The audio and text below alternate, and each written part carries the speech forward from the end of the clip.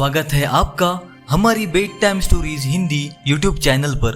अगर आपको हमारी कहानियां पसंद आ रही है तो हमारे चैनल को सब्सक्राइब करना ना भूले। तो चलिए शुरू करते हैं आज की नई कहानी।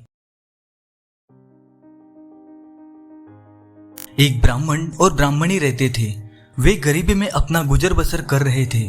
ब्राह्मण हर रोज भिक्षा मांगता और जो कुछ मिलता वो शाम को ब्राह्मणी को सौंप देता।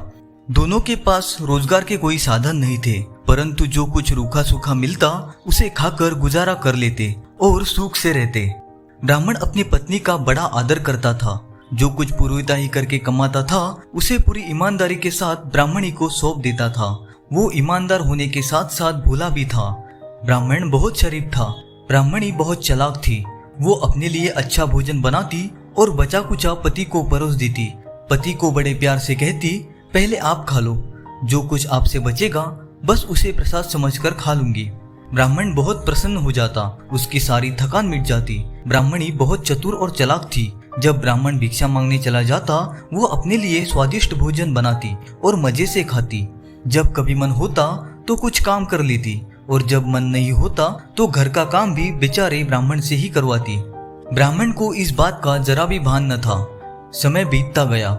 ब्राह्मण भिक्षा मांग कर लाता, खूब परिश्रम करता, शाम को ब्राह्मणी के ताने सुनता और आधे पेट खाकर उठ जाता। बस 2-4 निवाले ही अभी मुंह में जाते तो ब्राह्मणी हर कुछ बोलने लगती। बेचारे ब्राह्मण को भरपेट खाने को भी नहीं मिलता, फिर भी वो अपने पत्नी के ही गुण गाता रहता। जब भी 2-4 लोग इकट्ठे होते हमेशा ब्राह्मणी की प्रशंसा करता। इस दिनचर्या से ब्राह्मण कमजोर होने लगा और ब्राह्मणी खूब मोटी हो गई। जब ब्राह्मण की हालत बहुत खराब हो गई, वो कमजोर हो गया और अब वो काफी बीमार रहने लगा, तो लोगों ने कहना शुरू कर दिया कि क्या बात है पंडित जी, आप दिन प्रतिदिन कमजोर होते जा रहे हैं और आपकी पत्नी खूब मोटी ताजी हो रही है। ऐसा तो नहीं कि आपको भरपेट खाना भी नहीं मिलता। देखो तो सही, इसकी पत्नी के जिस्म पर कितनी चर्बी चढ़ती जा रही है, ये तो गोल मटोल हो रही है। लोगों की बातों पर ब्राह्मण ने जब गंभीरता से सोचा और अपनी पत्नी की हरकतों पर भी पैनी नजर रखनी शुरू कर दी तो उसके मन में धीरे धीरे शक पैदा होने लगा। एक दिन उसने ब्राह्मणी से कहा, आज तुम भी मेरे साथ ही भोजन करो। तब ब्राह्मणी ने कहा, देखो जी, आप मेरे पति हैं, मेरे भगवान हैं, पहले आप खाना खा लो, बाद में मैं भी खा लूंगी। ब्राह्मण ने पत्नी की बात मानकर खाना शुरू किया। बस हर रोज की तरह फिर ब्राह्मणी की टोका टाकी शुरू हो गई।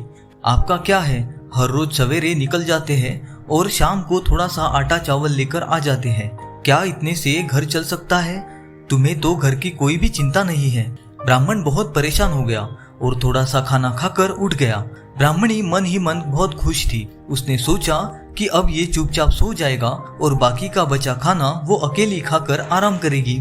परंतु आज ब्राह्मण ने उसके साथ प्यार जताते हुए कहा, भाग्यवान, जरा बर्तन में हाथ डालकर तो देखो, तुम्हारे लिए भी कुछ बचा भी है कि नहीं। कहीं ऐसा न हो कि मैं हर रोज खुद खा लेता हूँ और तुम्हारे लिए कुछ बचता भी है कि नहीं। कहीं तुम मेरे लिए खुद तो भूखी नहीं रह जाती हो। ब्राह्मणी बोली, देखिए जी, मेरा धर्म है आपकी सेवा करना। आपके लिए मुझे खुद भूखा भी रहना पड़े तो ये तो मेरा पतिव्रत धर्म है। ब्राह्मण पूरी तरह से सच्चाई जान लेना चाहता था। उसने बड़ी हिम्मत करके हांडों में हाथ डालकर चावलों को टटोला तो देखा चावल तो काफी सारे बचे हैं। यह देख ब्राह्मण ने आज पहली बार पत्नी को खूब खरी खोटी सुनाई। ब्राह्मणी को भी परेशानी तो हुई, परंतु उसने पति की डांट फटकार को सुनकर भी अनसुना कर दिया। ब्राह्मण नाराज होकर सोने चला गया, परंतु आज उसे नींद कहा। उसने सोचा कि लोग उसे ठीक ही कहते हैं कि मेरी पत्नी मेरे साथ धोखा करती है। इसका मतलब ये हुआ कि मेरी पत्नी हर रोज इसी तरह करती है, मुझसे किसी न किसी बहाने झगड़ा कर लेती है और फिर मेरे सो जाने के बाद खुद भरपेट खा लेती है और मैं रोज भूखा सो जाता हूँ। ब्राह्मण का शक अब यकीन में बदल चुका था। वो उस पर कड़ी नजर रखने लगा।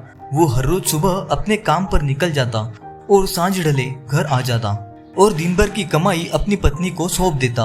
कहने को तो दोनों पति पत्नी की घर गृहस्थी लोक लाज के डर से ठीक चल रही थी, परंतु मन में एक दूसरे के लिए कड़वाहट थी। ब्राह्मणी उसे लताड़ने की ताक में थी। एक दिन बाहर कुछ शोर हो रहा था। उसने देखा राजा के सिपाही मुनादी करके सूचना दे रहे थे। महारानी के गाल पर एक फोड़ा हुआ है, जिससे महारानी बहुत परेशान है। सभी राजवैद्य, सभी रियासत के नामी ग्रामी वैद्य भी रानी की इलाज की भरपूर कोशिश कर चुके हैं, परंतु कोई भी रानी का इलाज नहीं कर सका। राजा साहब ने घोषणा की है कि जो कोई वैद्य रानी के गाल पर हुए फोड़े को ठीक करेगा उसे मुंह मांगा इनाम मिलेगा। घोषणा सुनकर ब्राह्मणी ने सोचा कि क्यों ना वो अपने पति से बदला लेने के लिए उसे वैद्य बनाकर राजमहल भेज दे, क्योंकि उसको वैद्य का काम तो आता नहीं है।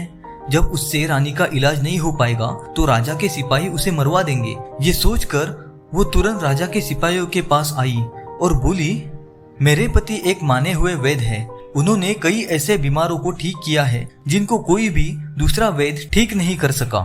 लेकिन हाँ, एक बात ध्यान रखना, मेरे पति बहुत शर्मीले स्वभाव के हैं। वो आपके साथ आने को तैयार नहीं होंगे और वो ये भी कहेंगे कि उनको वैद्य का काम नहीं आता। पर आप उनकी कोई बात मत मानना और उनको जोर जबरदस्ती ले जाना।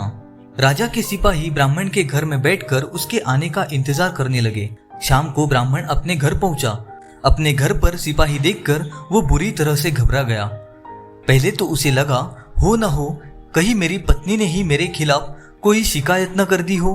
फिर उसने सोचा कि अब तो सिपाहियों ने मुझे देख लिया है, भागकर जाना मेरे लिए मुमकिन नहीं है। चलो घर में चलकर देखता हूँ आखिर माजरा क्या है। आंगन में पैर रखते ही ब्राह्मण को राजा के सिपाहियों ने दबोच लिया। इतने में उसकी पत्नी भी वहां आ गई। पत्नी के हाव भाव देखकर ब्राह्मण को ये समझते देर नहीं लगी कि ब्राह्मणी ने कुछ चाल चली है। ये किसी तरह मुझे फंसाकर अपना बदला लेना चाहती है। सिपाहियों ने कहा, वैद्य जी, आपको अभी हमारे साथ राजमहल चलना होगा। महारानी के गाल पर एक फोड़ा हुआ है।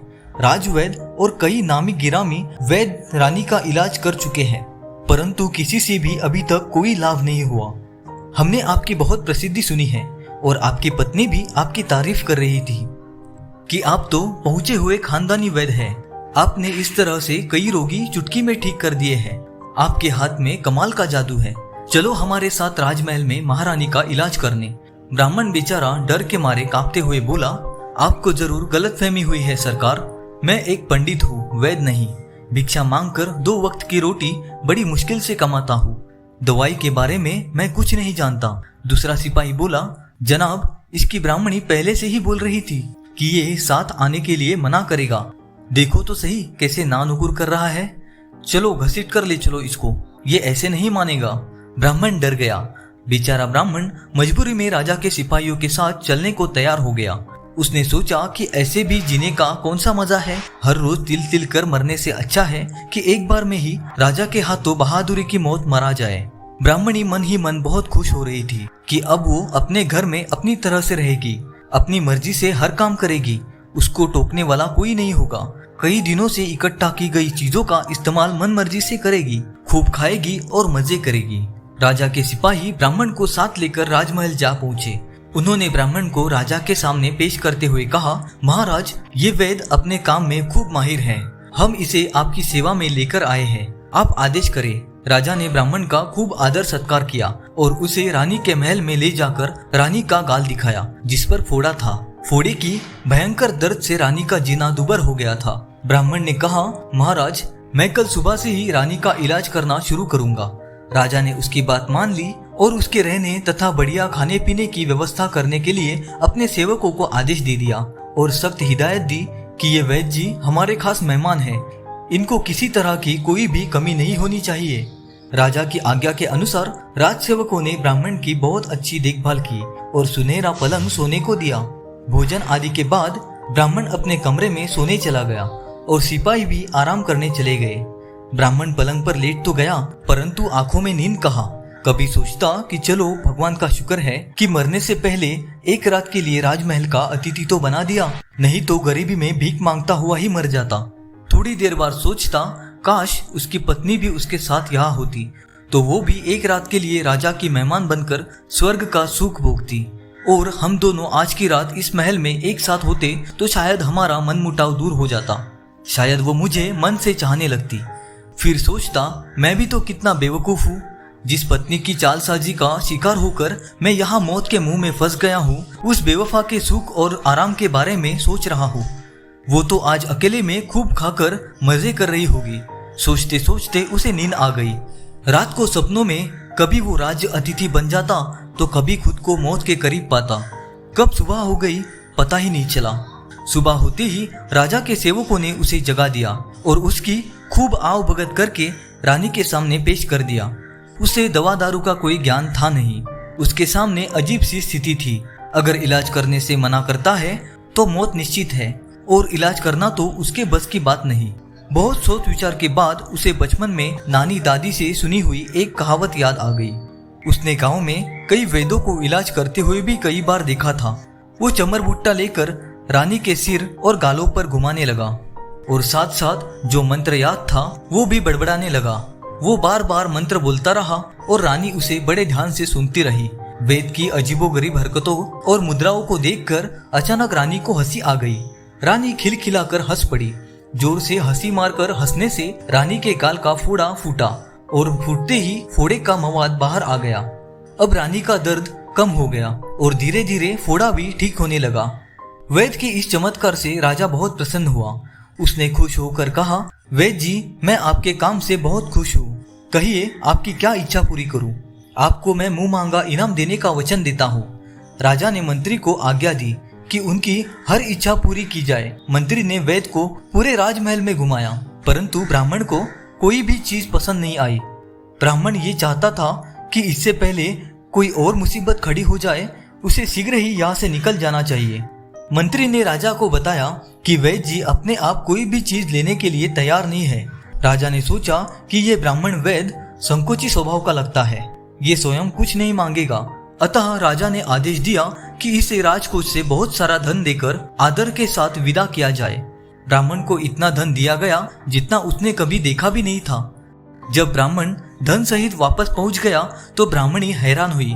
उसने ये भी देखा कि ब्राह्मण अब तो धनवान हो गया है, तो उससे क्षमा मांगने लगी। ब्राह्मण को ब्राह्मणी के प्रति प्रेम तो था ही, वो पहले भी कई बार उसकी गलतियों को क्षमा कर चुका था। उसने ये भी सोचा कि सारा झगड़ा हमारी गरीबी का ही था, अतः उसने ब्राह्मणी को गले लगाया और दोनों आराम से रहने लगे।